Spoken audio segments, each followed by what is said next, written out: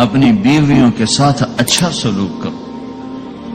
ہمیں خطاب، چونکہ مرد کسی کی بچی کو لے کے آتا، لڑکا کسی کی بچی کو لے کے آتا اور اپنے وہ بچی ماں چھوڑتی، باپ چھوڑتی ہے، بھائی چھوڑتی ہے، بہنیں چھوڑتی ہے، سہیلیاں چھوڑتی ہے، سب کو چھوڑتی ہے، اور تیسرے دن اس کو تانے شروع ہو جاتے ہیں. اس کا تو دل ہی نہیں لگتا.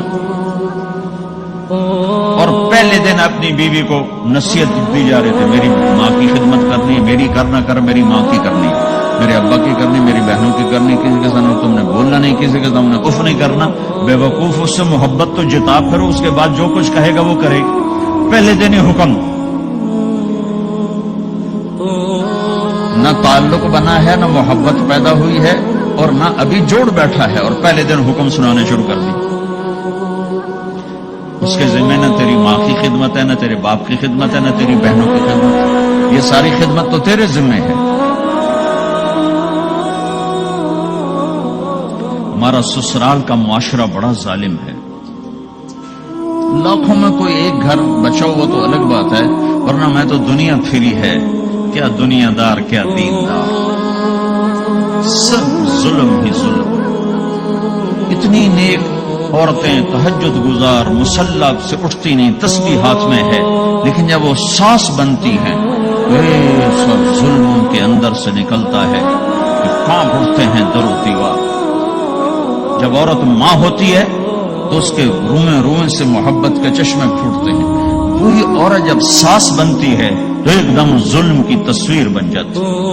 اسے اپنی بہو میں کوئی خوبی نظر ہی نہیں آتی، عیب ہی عیب نظر آتے ہیں. اپنے بیٹے کو بھڑکاتی رہتی، یہ کرتی ہے، یہ کرتی ہے. اور ایسے بے وقوف ہیں، کوئی ماں کی وجہ سے بیویوں کو تباہ کر دیتے ہیں، کوئی بیویوں کی وجہ سے ماؤں کو تباہ کر دیتے ہیں. یہ دونوں ظلم ہیں. ماں کی وجہ سے بیوی پہ زیادتی نہ کرو، بیوی کی وجہ سے آج جھوٹی ہوتی ہے، سب جھوٹ ہوتا ہے. اس لیے میرے رب نے دستور بتایا، ان جاءکم فاسق بنبأ فتبینوا. جب کسی کی خبر سنو، کوئی کمی کوتاہی سنو، اول تو سنو نہیں، اگر سننی پڑ جائے تو تحقیق کر لو، تحقیق کر لو. قاضی ایاس کے پاس آئے، ایک شخص آیا روتا ہوا، ہائے مر گیا، ہائے مر گیا. تو ان کے ساتھ ایک آدمی بیٹھے تھے، کہنے لگے حضرت اس کا قضیہ جلدی سے سن لیں، بیچارہ بڑا مظلوم لگتا ہے. کہنے لگے چپ کر، یوسف علیہ السلام کے بھائی بھی رات کو روتے ہوئے باپ کے پاس آئے تھے. ہر رونے والا مظلوم نہیں ہوتا، ہر رونے والا مظلوم نہیں ہوتا.